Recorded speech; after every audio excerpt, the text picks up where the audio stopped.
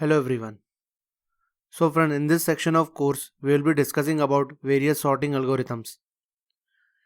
And in this lecture, we will discuss what is bubble sort algorithm.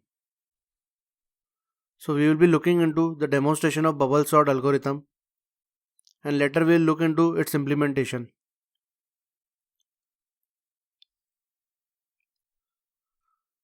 So here what is bubble sort?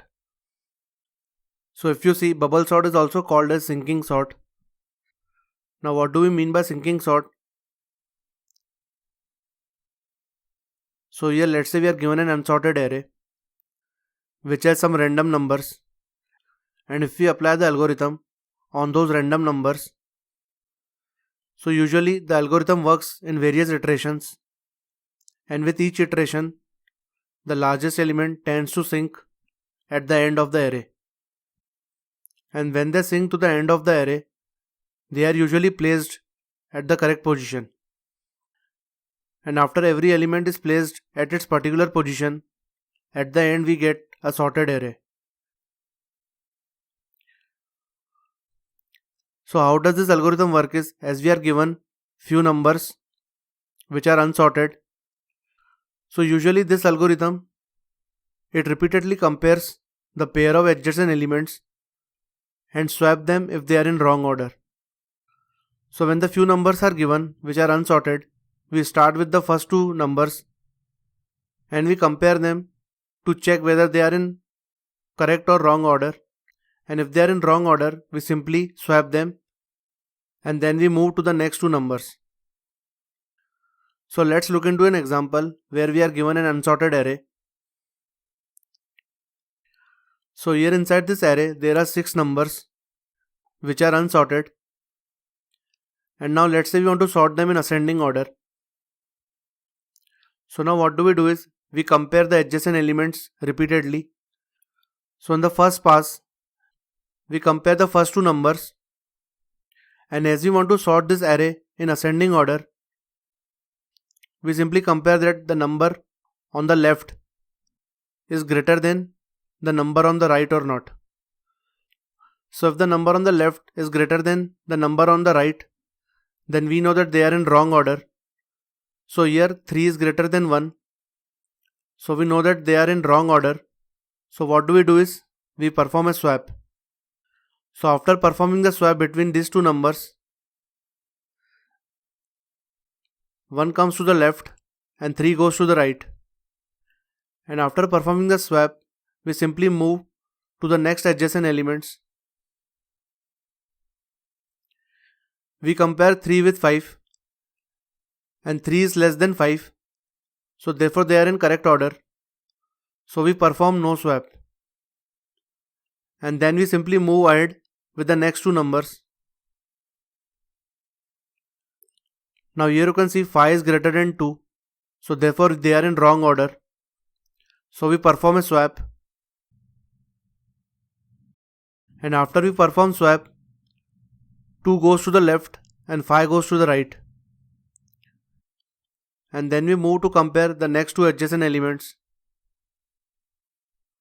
Here we see 5 is less than 6. So therefore they are in correct order. So we do no swap. And at the last, 6 is greater than 4. So therefore we perform a swap because they are in wrong order. So 4 goes to the left and 6 goes to the right. So after the first pass completes, you can see that 6, which is the largest element among the array, tends to sink at the end of the array. And here you can see, being the largest element, 6 is actually at its correct position. So now with the first pass, the first number got its correct position. Now we again perform the steps with the second pass. But this time, as 6 is at its correct position, we don't include 6 in our comparison. So now our new array is from index 0 to 4. So initially it was from 0 to 5. As we got one of the number correctly sorted, for the second pass our array becomes from 0 to 4. So we start comparing the first two elements. Now 1 is less than 3. Therefore we perform no swap. Now 3 is greater than 2. So it means they are in wrong order. So we simply perform a swap here. So 2 goes to the left and 3 goes to the right. Moving ahead, we compare 3 with 5. 3 is less than 5. Therefore no swapping is done. And then we compare 5 with 4. So 5 is greater than 4. Therefore we perform a swap because they are in wrong order. So 4 goes to the left and 5 goes to the right. And as we don't include this element, after completion of the second pass, you can see the second largest element among this list, which is 5, is correctly placed at the second last position, just before the 6. So friend, here you can see that this algorithm tends to make the largest element sink at the end of the array. So similarly this algorithm continues, but here you can see the numbers are now in 1, 2, 3, 4. So by looking at the array, the numbers are already sorted.